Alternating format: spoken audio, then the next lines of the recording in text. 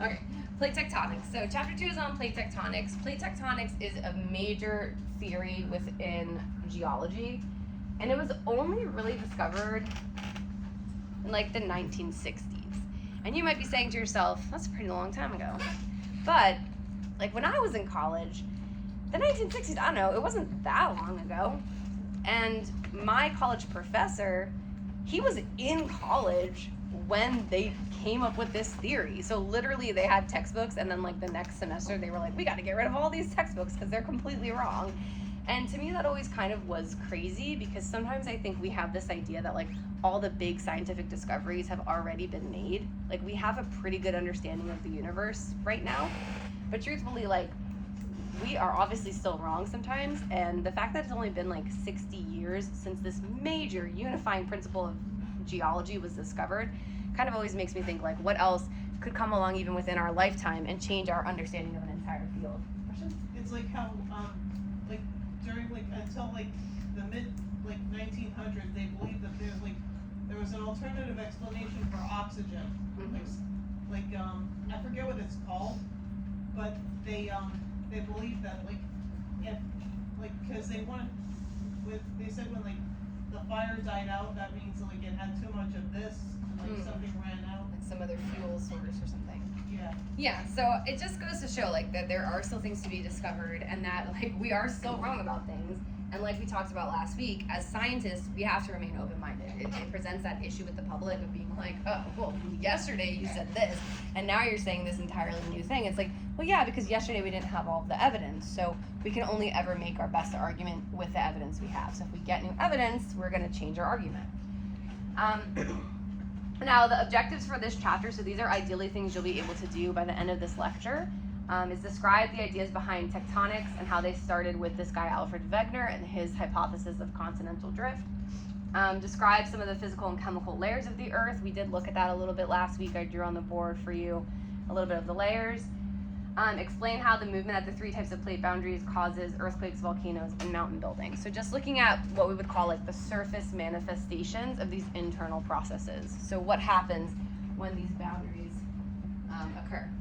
Additionally, we want to identify the different types of boundaries, convergent boundaries, including both subduction zones and collision zones, as places where plates come together, divergent as places where plates move apart, and then transform boundaries as places where adjacent plates shear past one another. So that means they're going to go past each other, either in opposite directions or at alternative speeds, so that they're not moving in sync. They're kind of grinding past each other as they move in opposite directions. Okay, so we're going to start off, before we really start our conversation on tectonics, we have to go back a little bit more than 100 years ago and talk about this guy, Alfred Wegener. So Wegener was actually a meteorologist, and he got interested in the idea of what he proposed as continental drift, first by just like looking at a globe and being like, you know what, Africa, South America, kind of look like maybe they fit together at some point. And I think a lot of people have made that same observation. If they've looked at a globe, they're like, yeah, they kind of like South America's got that little angle, and Africa has a little place where it tucks in almost perfectly.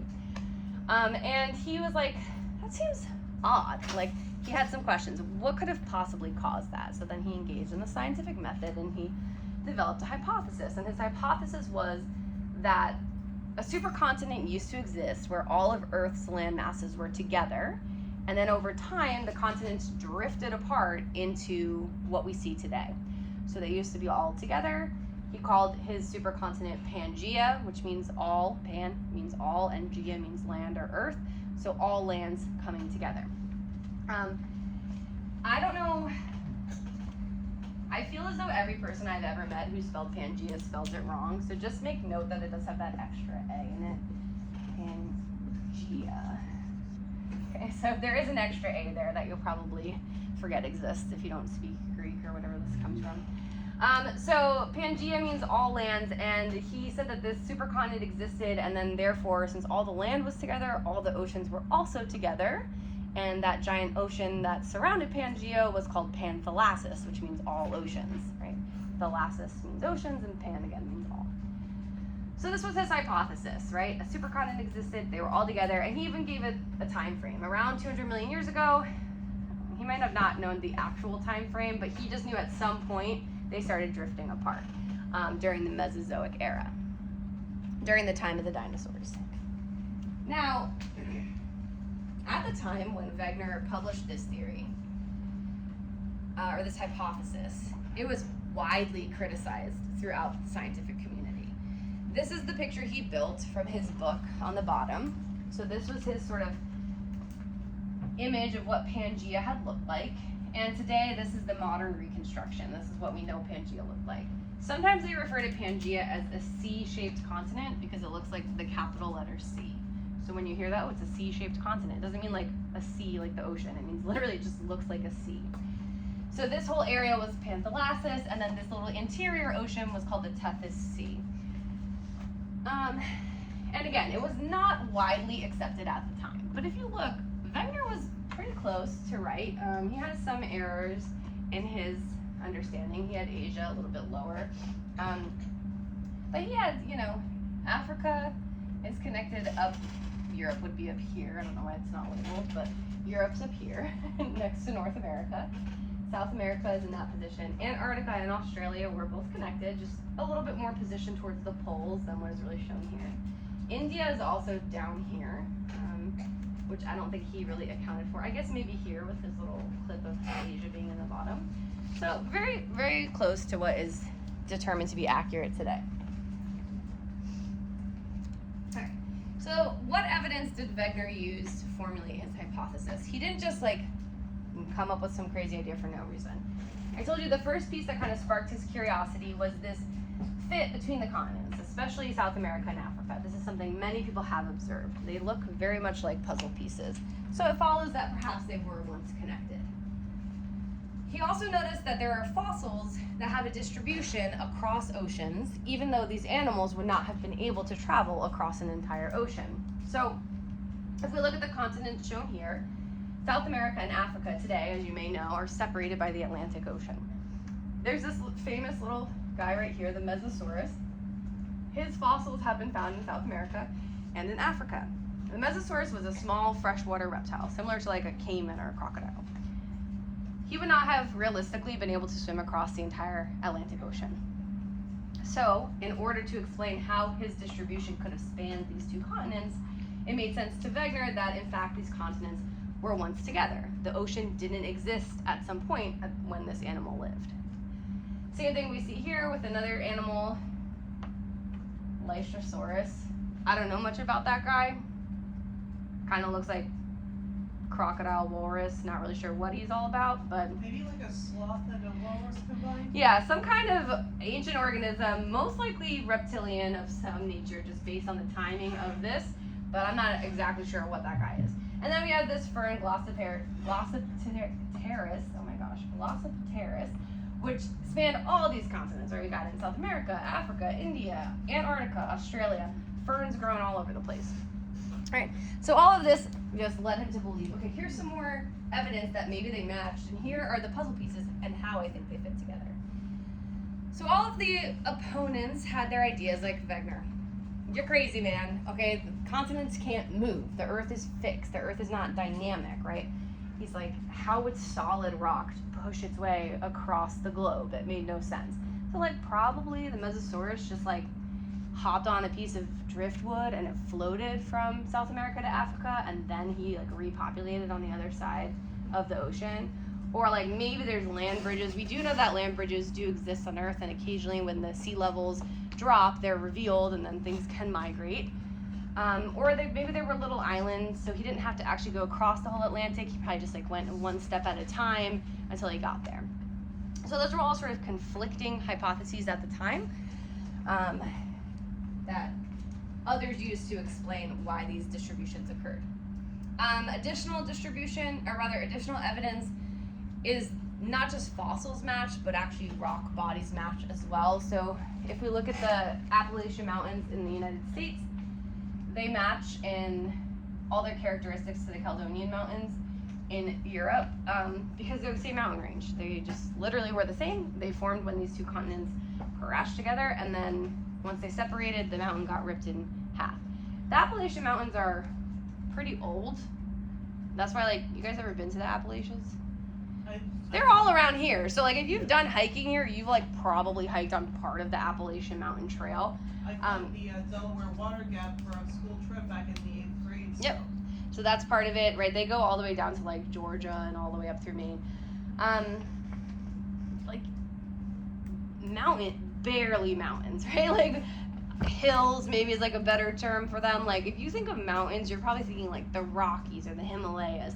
The Appalachians, like, they're mountains, technically. They're just really old. So they've been, like, eroded enough that they don't have all of that really striking topography that we expect to see in, like, a rugged, young mountain range. Because they've been around forever. They've been around for hundreds of millions of years. So, like, they're very old. They're very subdued.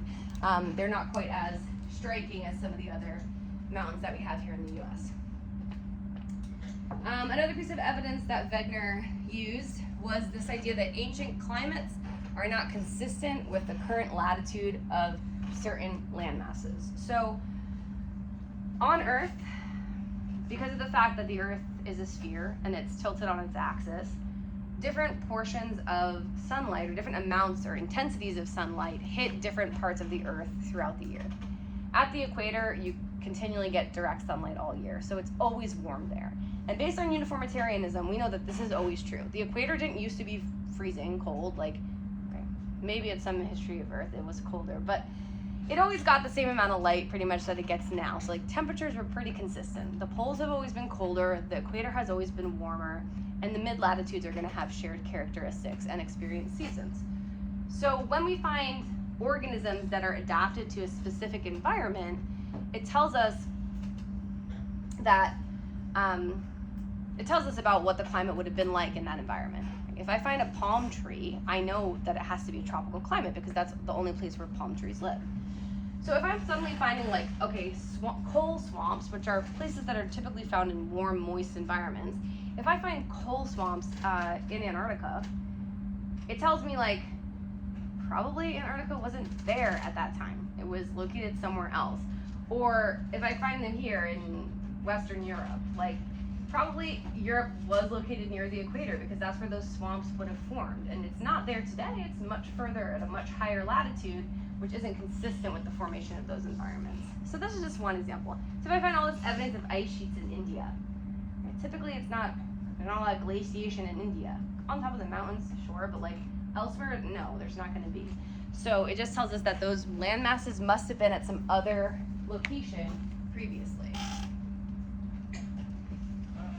All right, so like I said, really it was not well received. Wegener was actually very heavily criticized for this, kind of called, like, a total idiot and not taken seriously at all. Mainly because he did not have a credible mechanism to explain how this motion could have occurred. At the time, you have to recall that people did not understand that the Earth had interior layers. They didn't understand that those layers could move, rock around. So they were like, how would solid rock move around? That just, like, literally doesn't make sense to us. And he was like, oh, maybe the gravitational forces from the moon and the sun could, like, drag them a little bit. Or maybe he thought that the continents just, like, literally drove through crust and broke crust right in front of them and just traveled and barreled right through. And neither of those are correct. So because of this, the scientific community rejected this hypothesis, and it was thought wrong and kind of laid to rest for a long time. Then Wegener died in 1930. He was doing science, and he died in a blizzard. And that was that. And then a few years later, a few decades later, some new evidence came to light that kind of revived Wegener's original hypothesis. And this new evidence was collected during World War II. So during World War II, there's a lot of submarine warfare going on. So we had naval ships, and they were equipped with radar to help us see where the U-boats were, to track what was happening under the boats. So there was this guy, Harry Hess, and he was a Navy reservist called to serve, and he was also a geologist. So he's on the boat, and he's like, I'm kind of curious, like, we don't really know much about the ocean. I'm gonna just, like, leave this radar pinging all the time, and we're gonna, like, see what's underneath the water, because we never really knew much about it. And when he did, he realized, like, oh my gosh, there's a lot happening underneath the ocean that we didn't realize. Prior to Hess's discovery, we kind of thought that the ocean was just sort of like a deep lake. Like, it got deeper the further out you got, and it got shallower when you got near the coastlines. That's how lakes pretty much work, right? Deepest in the middle, shallowest near the edges. But what we came to realize is that that's not true. In fact, some of the deepest parts of the oceans are closest to the coastlines, and some of the shallowest parts can be way out in the middle of the ocean. In fact, he found this giant feature that spanned the ocean, and it was called, well, he named it the mid-ocean ridge, this giant mountain chain in the middle of the ocean. So here, the ocean floor sits like much higher, about 1.5 kilometers higher than the surrounding topography of the seafloor, the bathymetry is what we call it. So this was new. We were like, okay, the ocean is not quite this featureless plain that we once anticipated it was, and that got him curious about like what was happening with the ocean. We did some additional testing, and we found out not only is the ocean floor not featureless, in fact it has all these different features that we didn't know about, it's also really young. We developed radiometric dating, and we were able to actually assess specifically how old rocks were. And at this point, we knew the Earth itself was about 4.5 billion years old. And we figured like most of the rocks are probably the same age. But it turns out ocean crust really isn't older than 200 million years. So any ocean rocks that we have on Earth today are going to be younger than about 200 million years old. Now, if the Earth has been around for 4.6 billion years, those rocks must be forming every day and being recycled in order to stay so young. They're not just formed once and stayed like that forever. So we also noticed that in the ocean, there seems to be thinner sediment accumulations in deep ocean. And this tells us, again, another story. When sediment accumulates, it builds up over time like dust. So the longer you leave something, the more dust it's going to collect, the thicker the sediment will be. So finding that there were thinner sediments near, like further out into the middle of the ocean, we were like, okay, so then obviously this crust hasn't been here as long because not as much dust has collected. So it must be younger than the crust further out from this ridge center. So it told us just that the oceans are not featureless, and they are not static. They're changing, they're dynamic. They must be growing or changing over time because the crust is constantly being recycled. So these developments ultimately led us to the theory of plate tectonics. The way that it happened was as such. We kind of combined these two hypotheses. So this is what I just told you. During the 1900s, we mapped the ocean floor. We found it wasn't flat. There's raised areas in the middle. We call them mid-ocean ridges, and we abbreviate it MOR. Mid-ocean ridge is a misnomer. It doesn't have to be in the middle of the ocean, but a lot of times it is. And this is an underwater volcanically active mountain chain. And they span through every single ocean on Earth. They run across the globe like a seam of a baseball, and they hit every single ocean.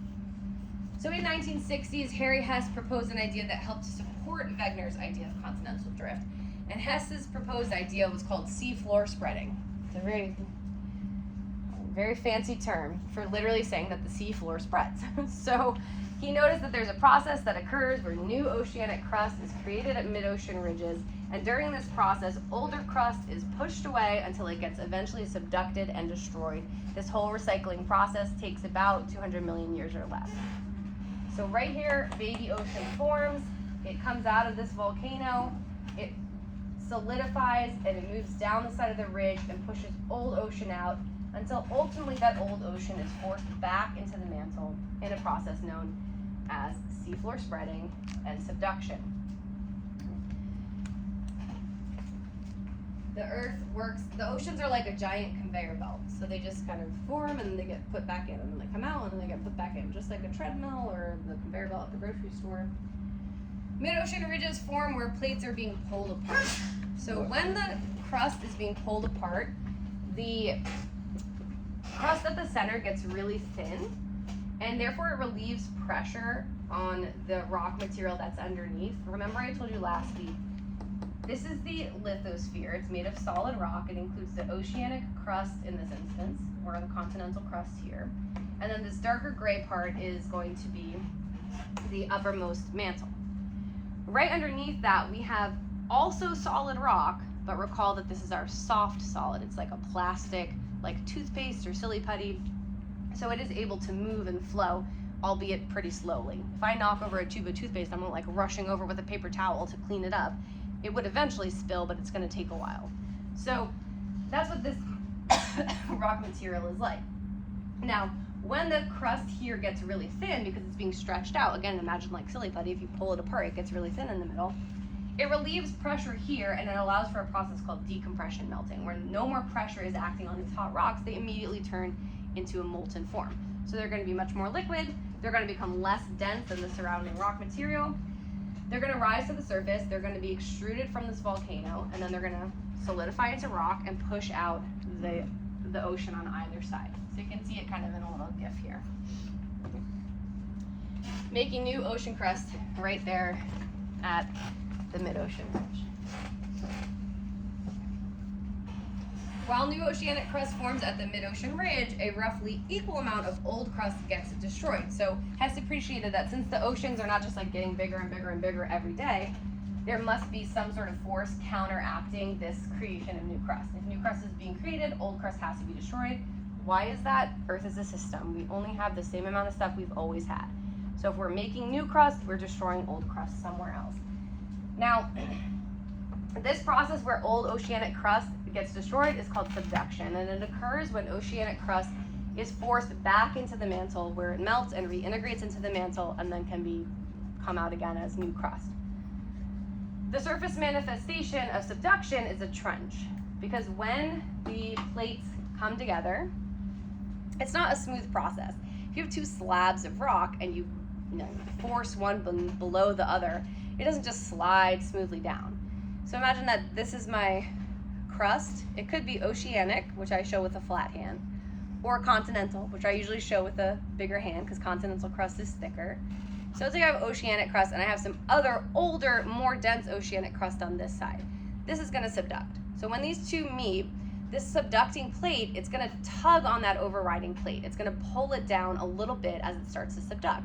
And that's gonna create that V shape between my hands, which is a trench, right? So it's the deep part of the ocean. If this were continental crust, the same thing would happen and I would get that really deep spot right next to the coast of my continent. So just tugging down on that overriding plate. Now, a fact that you need to recall, so just commit it to memory now, oceanic crust or oceanic lithosphere is the only type of lithosphere that can subduct. Continental lithosphere is too buoyant to subduct. You will not be able to force it back into the mantle. So if you have subduction occurring, you must have oceanic lithosphere involved. It is the only type of lithosphere that can be subducted because of its density. It has a higher density. Okay. This is a picture that shows the same thing I described, just without my hands. So here we have the spreading center. New crust is forming, it's pushing away. Old crust in the oceanic plate is going to subduct, and as it goes with it, it's going to pull down a little bit of that overriding continental plate. It's going to tug on it.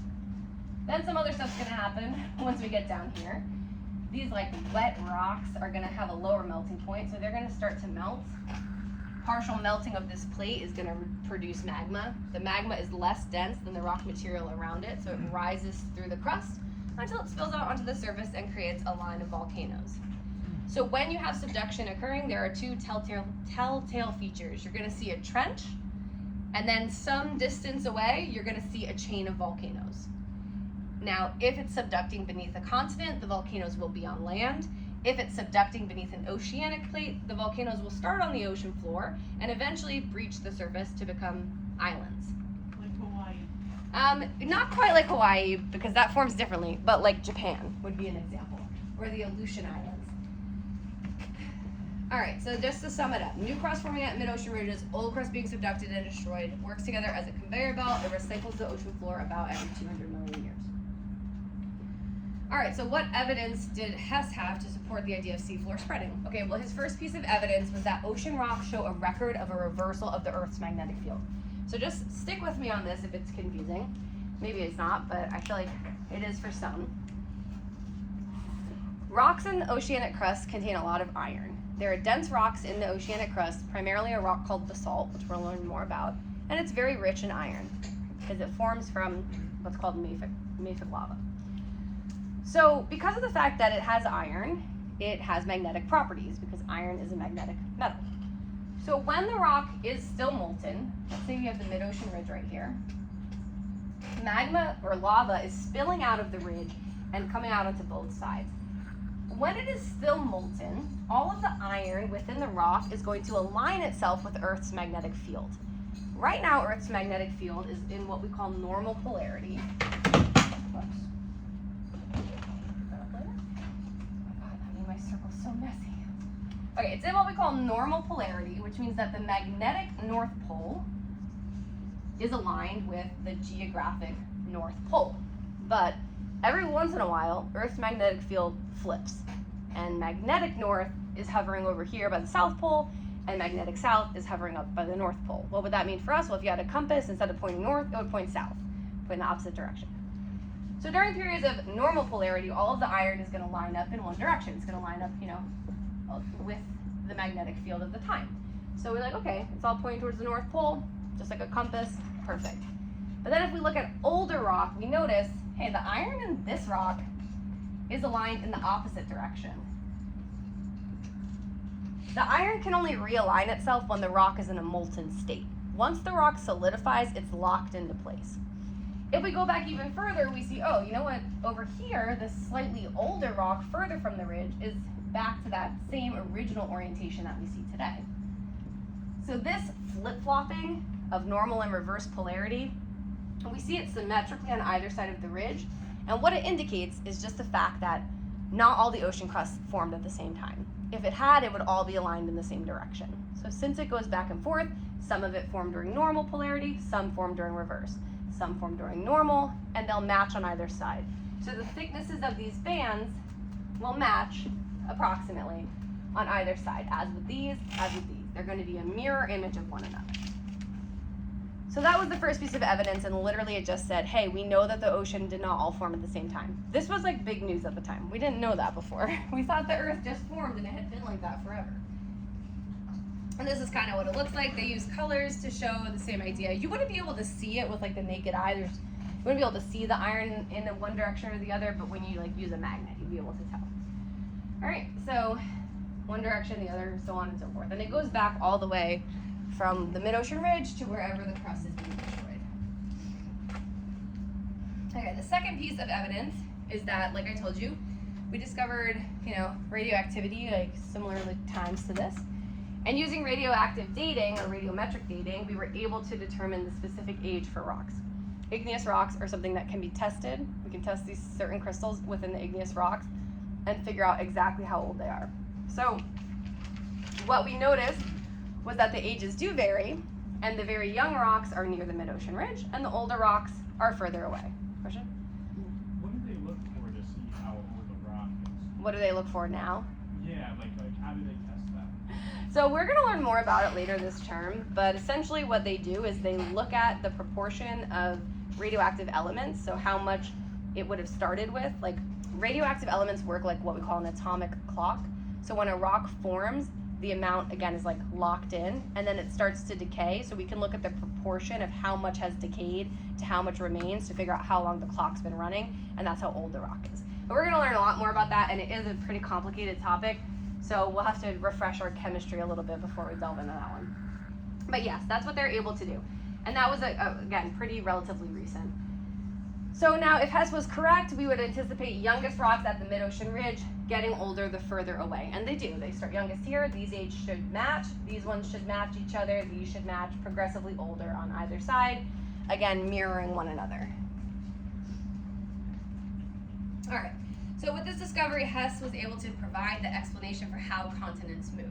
Essentially, what he was saying is that when these oceans are opening up and then subduction is occurring, the continents, they're just kind of along for the ride, right? They're going to either get pushed apart or they're going to crash together if, for example, subduction occurs and eventually closes an ocean on another side.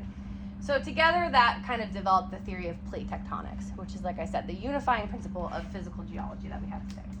Pretty much describes, like, it's so funny to me to think about my own college professor talking about it because he lived through this. And he was like, yeah, when they published it, we were like, oh, duh. Like, that makes so much sense. Like, how did we not already know this? Like, obviously, it made a lot of sense. So it must have been really cool to live through that. All right. Any questions so far on sort of the basis for getting to tectonics? We knew that we had evidence that the continents were once connected. We didn't know how they could have moved. Hess stepped in. He said, okay, here's a possible explanation for how they moved. It's all driven by convection in the mantle, kind of pulling those plates along, letting the oceans open up, new crust is created, older crust is pushed aside.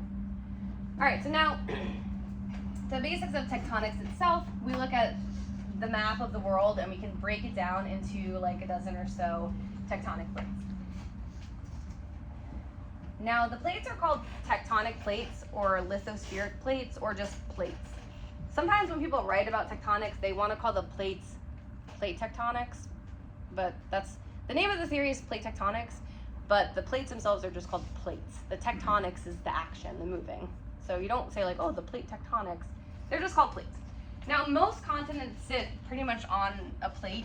So like here, well, look at me. I was like so ready to have North America here where it normally is on maps, but this map is not the same. So here's the US in the middle top.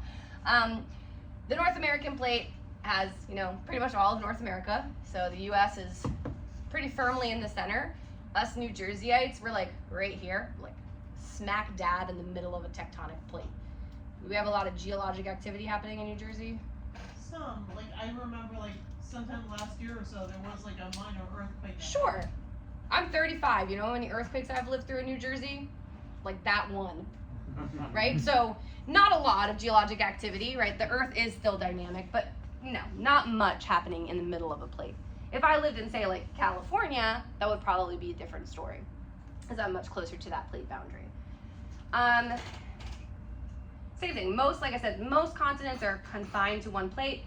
There are some examples where continents get split, especially like if we look at Europe and Asia, they're going to be split apart, even though they're not technically one continent, they are one unified landmass. And we have the Arabian plate here, the Australian Indian plate is separate from the Eurasian plate. So those would kind of have a little bit more activity in their inner continents. Pacific plate, pretty much the whole Pacific Ocean. We're gonna also start to notice not only are the plates separated, but there are also these different markers on this map, which might be hard to see from there, but we have the actual different types of boundaries identified. So blue is convergent boundaries, green is transform, and red is divergent. So if we look in the ocean, we see this red running through every ocean. That's going to be our mid-ocean ridges, our divergent boundaries, primarily confined to the oceans. That's where most spreading occurs. If we look at our blue, okay, all of this is going to be our convergent boundaries, our subduction zones. Let's look at a comparison of, say, the Atlantic Ocean, which is over here, to like the Pacific Ocean. Pacific Ocean, subduction, subduction, subduction, subduction, subduction, subduction. Atlantic Ocean, nothing. A little divergence, nothing really here. So there's a big difference between the Pacific and the Atlantic, and the main difference is right now the Atlantic Ocean is growing without much getting destroyed, not a lot of subduction occurring. Pacific, a lot of subduction occurring, and look at their little mid-ocean ridge, so small, right? So Pacific is shrinking, Atlantic is growing, because we have a big mid-ocean ridge and we don't have a lot of subduction occurring. So we know that when Pangea split, the Atlantic started to open, and it's still growing, it's still getting bigger to this day. And when the crust moves apart, it's gonna eventually subduct, but it's not subducting in the eastern North America, it's subducting on the other side, way far away. All right, so now we're gonna go through the different types of boundaries. These are things you're gonna obviously need to know. So when it comes to an exam or a quiz, you're gonna memorize all of these different facts, and this is what I'm gonna have that little assignment for you will be about. All right, so there's 3 types of plate boundaries. Divergent, if you don't know what the word diverge means, it means splits. So divergent, divide, they move apart. Convergent, converge means come together, so they collide. And then transform plate boundaries, they're gonna go past each other without adding or removing any lithosphere. It's known as a shear stress that's applied to the rocks, and we just say that they slide past each other. So that's a little rhyme you can use. Divergent, divide, convergent, collide, and transform, slide. Okay. Divide, collide, and slide. We also have in the margin, or rather in the parentheses here, constructive, destructive, and conservative margins. The reason they're called such, divergent plate boundaries are places where new crust is created, so they are constructive geologic forces. At convergent boundaries, we have crust being destroyed, so destructive in nature. And then at transform plate boundaries, they're known as conservative margins because they neither produce nor destroy crust, so the crust is conserved. It's just maintains the same amount, for the most part.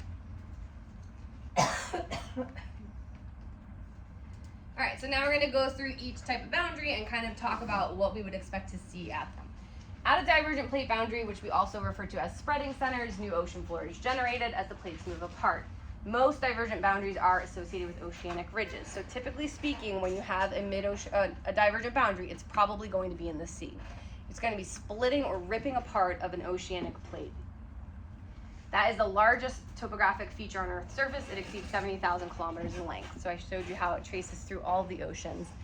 That is our ridge system. Now, occasionally spreading can occur on land, but it's not as common. Why? Well, there's not as much land on Earth as there is ocean. And eventually, when a rift valley does occur on land, it will ultimately open up and create a new ocean. So it's always going to form an ocean eventually. All right, so along the crest of the ridge is a canyon-like feature called a rift valley, and seafloor spreading is the mechanism that operates along that system to create new ocean floor. Now, the spreading rates themselves are generally pretty slow. On average, about 5 centimeters per year. Your job tonight in your lab is going to be to calculate some spreading of the mid-Atlantic ridge between Africa and North America, I think. Africa and South America, I mean. I don't remember actually, it might be between Africa and North America. So you're going to be looking at the spreading rate. The mid-Atlantic, traditionally a very slow spreading rate, only around 2 centimeters per year. 2 centimeters is less than an inch. So again, you can try to think about what timing would make sense to get Africa and North America as far apart as they are if it only moves about an inch a year. It used to be a really long, they used to be touching, so it has to be a pretty long time. The East Pacific rise, that baddie, 15 centimeters per year. Whew. It's like clocking it. He's just going so fast. But not enough to account for all that subduction in the Pacific, so it doesn't quite keep up. But yeah, overall, pretty slow.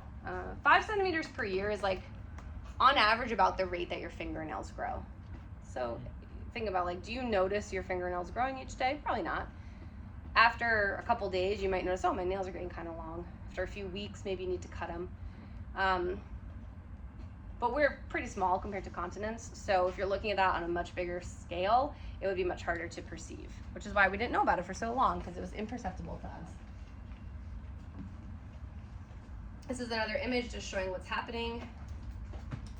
And then this kind of describes what happens when the spreading centers do form on land. So you can have continental rifting occur when a divergent plate boundary occurs within a continent. It will split the landmass into 2 or more smaller segments. Continental rifts create an elongated depression, which will develop. Literally, just imagine if you had, like, I don't even know what to use as an example. I'm a baker, so like imagine you had a sheet cake and you had it on 2 separate trays and you start pulling them apart. When you first pull them apart, like the center part is going to start to sink in, and it's going to make this canyon-like feature in between the 2 cakes, right? So that would be kind of like what a rift valley is like. Eventually that depression is going to lengthen and deepen to the point where it's going to now be low-lying land, and as new crust forms at that spreading center, it's going to form oceanic crust, and then that water is going to fill in that low-lying land, and it will form a new ocean. It starts off as what we call a linear sea, which is the narrow sea that starts first, and then ultimately an ocean basin will form. So the prime example is the East African Rift that's been going on for, as long as we've been alive. And this is an example of kind of what occurs. Something happens in the mantle, some crazy stuff that we don't quite understand, and all of a sudden, magma's trying to push its way through. It thins out that section of crust. As that section of crust gets thinned out, and these areas continue to move apart, they're going to start to collapse in on themselves, creating deeper, lower lying land here. So when it rains, all that water will collect just like a giant puddle, and that's how oceans form. They're just basically really big puddles. And then As it continues to widen, this thins out even more. It creates that linear sea, and then ultimately it would create a well-matured ocean basin with the Rift Valley transforming into the mid-ocean ridge, or being at the center of the mid-ocean ridge. So when continents get ripped apart, they just form new oceans between. And that's what happened to how our oceans all formed as well. So this is an example of the East African Rift, so you can see different places where the continent is being pulled apart over there in Eastern Africa. And you see the Red Sea and the Gulf of Aden, both examples of linear seas. So getting split apart in all of those areas. All right, so that's divergent boundaries. And we're gonna summarize all of them together in a little activity later. Next up we have convergent boundaries. So there are sort of 3 possible scenarios when we're talking about convergent boundaries. So as a refresher, there's 2 forms of lithosphere. There's oceanic and continental. When we describe spreading, it talks about within a plate. So we can either have oceanic or continental. We can have ocean spreading or rifting on land. Now, when we're talking about convergent boundaries, we're talking about 2 distinct plates coming together. So since we have 2 options of what a plate could be made out of, it means that we have 3 possible scenarios of which 2 plates can meet. It's either going to be ocean to ocean to continent, or continent to continent, and they're all going to have slightly different effects. Now, if one of the plates is oceanic lithosphere, we know that subduction will occur. We're supposed to memorize that. So if one of them is oceanic, then there will be subduction. If both of them are oceanic, there will be subduction. The thing that determines which plate subducts is the density of the plate. So whichever plate is denser will subduct. If it's continent versus ocean, it's always ocean. They're the only ones that can subduct. If it's ocean versus ocean, it's typically the older plate. It tends to be a little bit cooler. It tends to be a little bit denser. So that's the one that subducts. Either way, once a subduction occurs, it creates that deep water trench, and it also creates that line of volcanoes along the surface that we talked about. Some examples are there: the Peru-Chile Trench, the Marianas Trench, the Tonga Trench. All right, these are known as destructive margins because crust is being forced back into the mantle. It is getting destroyed. When ocean to continental convergence occurs, the oceanic slab sinks into the mantle. At a depth of about 100 kilometers, we trigger that partial melting because the plate that's subducting tends to be really well hydrated because it's like under the ocean, so it's got a lot of water. Water lowers the melting point of rock, so it makes it easier to melt some of the top rocks on the plate. And then it mixes with some of the rocks in the asthenosphere. It starts to melt its way up through the crust until it creates that, what we call continental volcanic arc in this example, including the Andes and the Cascades. In the previous example, it would do the same thing, but it would create an island chain like the islands we mentioned. The Marianas Islands, Japan, the Aleutian Islands off the coast of Alaska. This is an example of what it might look like. So this is the Cascadian subduction zone. So there's this little plate near the northwest, oh my gosh, near the Pacific Northwest of the United States called the Juan de Fuca plate, and it is subducting beneath the North American plate. And as it does, it undergoes that melting. It created the Cascade Range. So there's Seattle, Mount Rainier, Mount St. Helens. Again, you may know of this one, but like Mount St. Helens erupted in 1980, which again, when I was in school, was not really that long ago. 1980 sounds pretty long ago now, I know, but it was a big deal. Like, it was a really big deal. It was a big volcanic eruption, very exciting to see and to learn about. I'll clarify, I wasn't alive when it erupted, but it was within recent memory, so most of my teachers had experienced it firsthand. My brother lives in Seattle, so he's over here. Sometimes they get threats of volcanic activity, but not frequently. You guys ever see the movie Dante's Peak? Old movie with Pierce Brosnan. It's a good one, right? If you haven't seen it, you should probably check it out at some point, and I'll talk about it again during volcanoes, but it takes place here in the North Cascades. It's a good movie. Yeah, it's a pretty good one. And I love Pierce Brosnan. That's my celebrity crush. So not anymore because he's really old, but back in the day, in Dante's Peak day, for sure. All right, oceanic convergence, same thing is happening. It's making a volcanic island arc. So same thing I just told you. At this point, hopefully it's starting to sink in. No pun intended. And this is again what it would look like. So we're gonna have the trench all along where subduction is occurring. This would be our subduction zone. And then some distance beyond the trench, that line of volcanoes is going to match and run parallel to that trench because it's literally caused by the same thing. Now, the last possible scenario for convergence is that we have two continental plates subducting.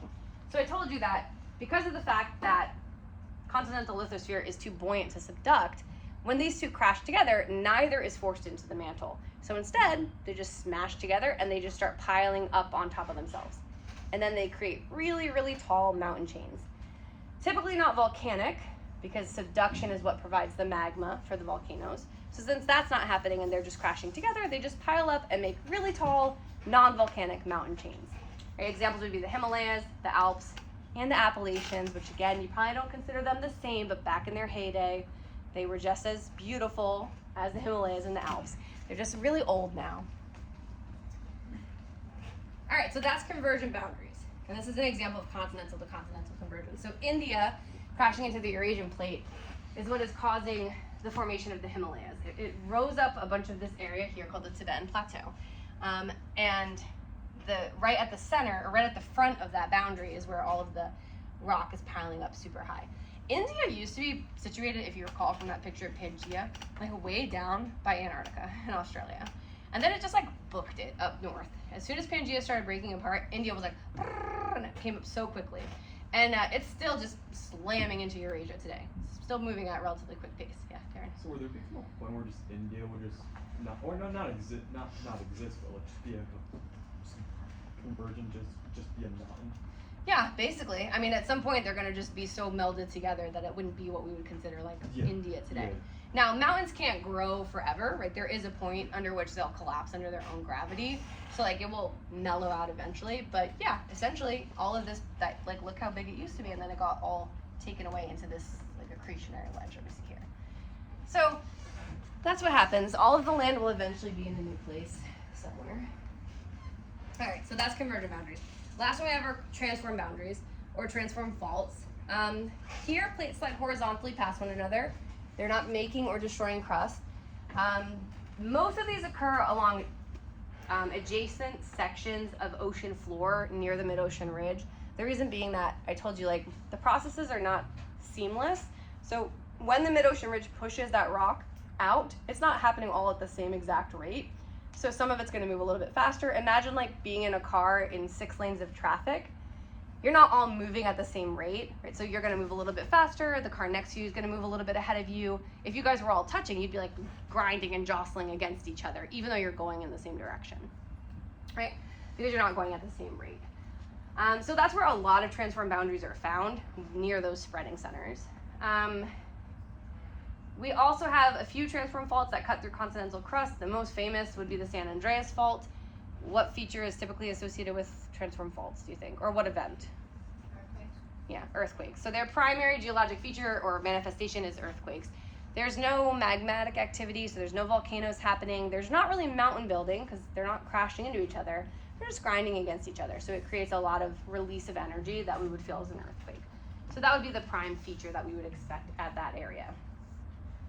Okay, question? Isn't there a movie about San Andreas? I mean, there's a movie called San Andreas. I haven't watched that one, so I can't attest what it's about. I think so, yeah. Haven't watched it, but I've definitely heard of it. Another thing that I was going to say is that for transform plate boundaries, which we will learn more about in earthquakes, there are technically 2 types. They're known as right lateral and left lateral fault. And it has to do with when you're standing on one side of the boundary looking across. If the stuff moves off to your right-hand side, that's a right lateral fault. If the stuff you're looking at has moved to the left, it's called a left lateral fault. But we'll practice that more when we learn about different fault types later on. All right, so this is showing an image of what I was talking about. Here's the mid-ocean ridge, the mid-Atlantic to be specific. And you can see as it's spreading apart, like because of the fact that there's some different activity happening, they're not all moving at the same rate. So like this segment is moving in a different direction or at a different speed than this segment. So they're kind of grinding past each other and they're moving in opposite directions because they're just not perfectly aligned. Okay. Sorry, I have to sneeze.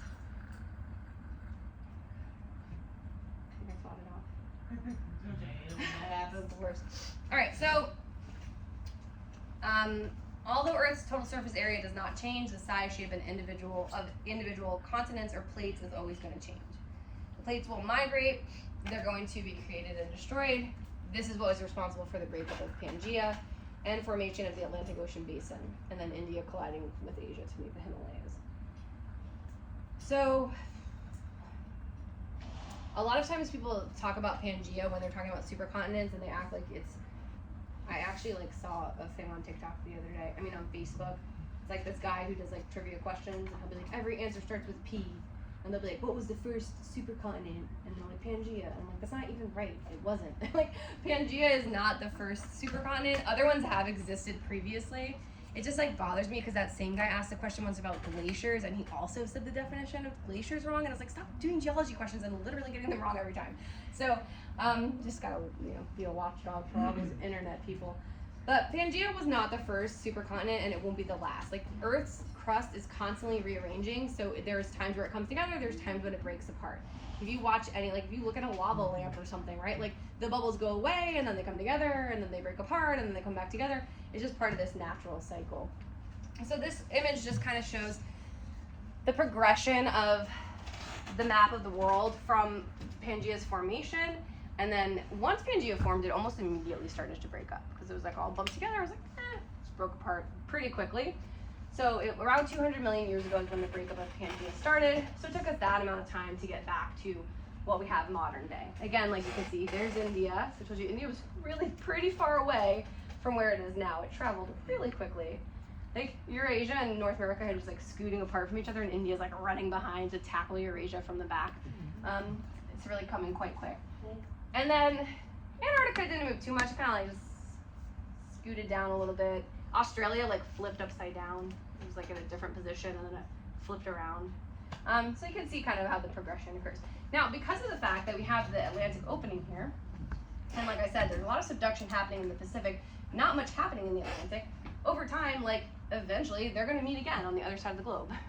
We've already named that supercontinent. We named it Pangaea Proxima, the next Pangaea.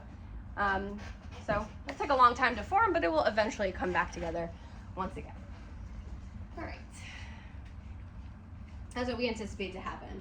We're going to look at our modern motions to extrapolate the future. Baja and Southern California are eventually going to slide past North American plate. So yeah, I didn't mention that, but as far as North America goes, almost all of it is on the North American plate, except for the very southern tip of California, and then Baja California, which is the little peninsula that goes into Mexico. Africa will continue to collide with Eurasia.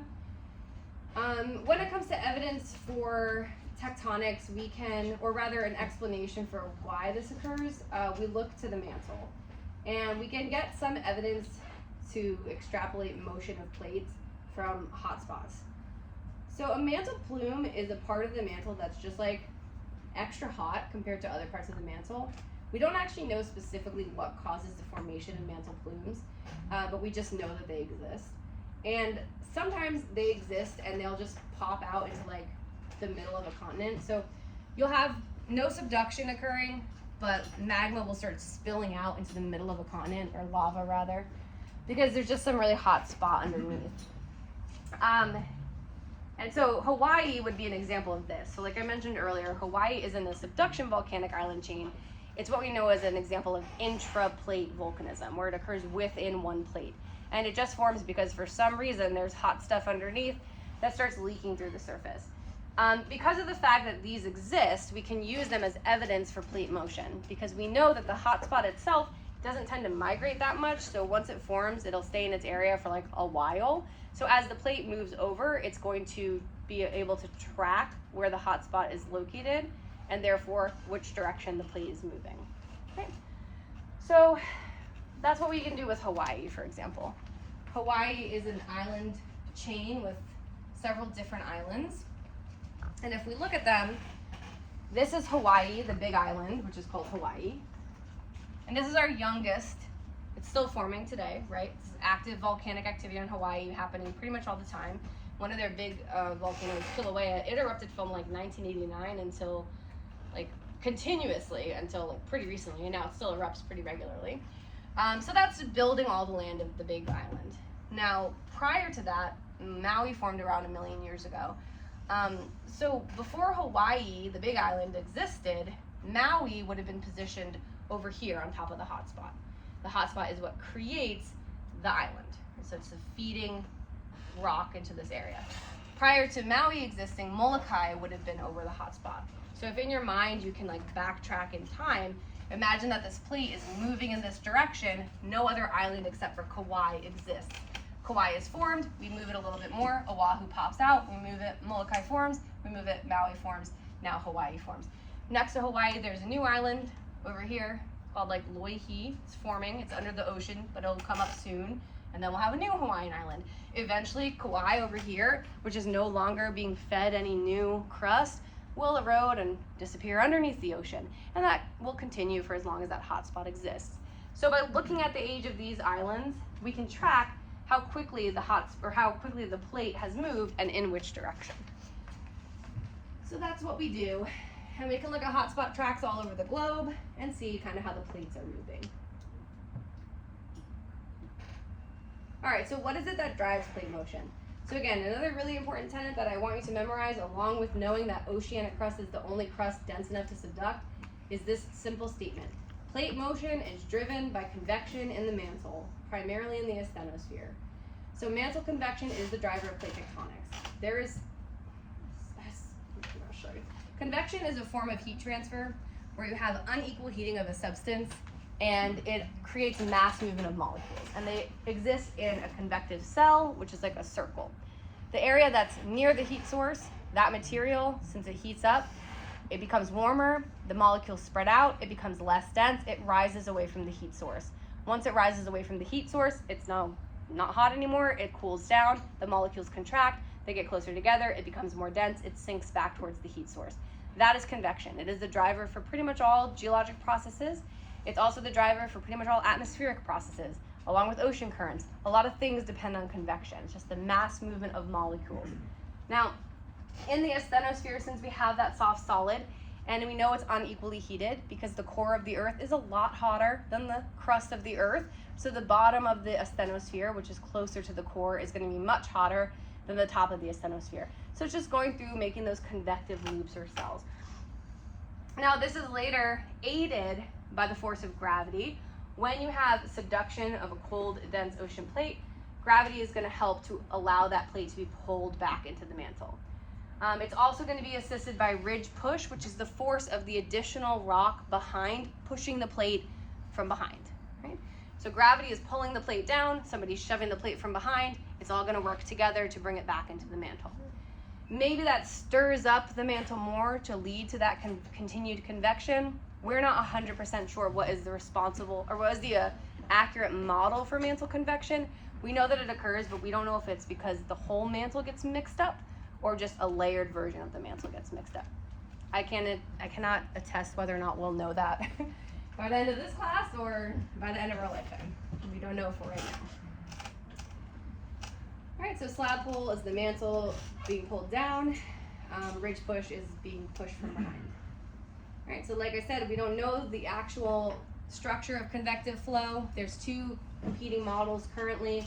Whole mantle convection, which we call plume model, where cold lithosphere sinks and then it stirs up the whole mantle.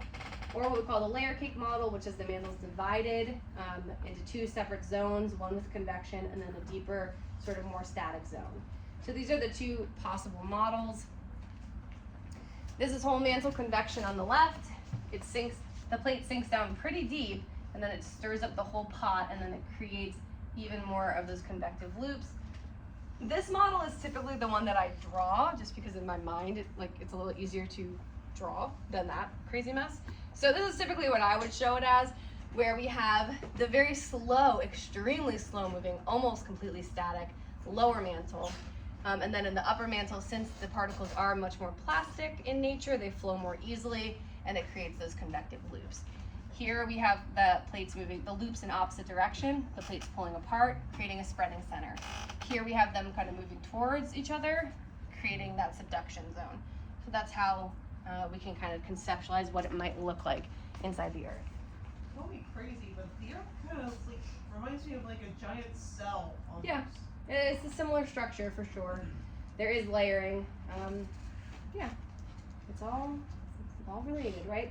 All right, questions on tectonics. Any questions so far? All right, so before you run away, I'm gonna give you a really brief little assignment.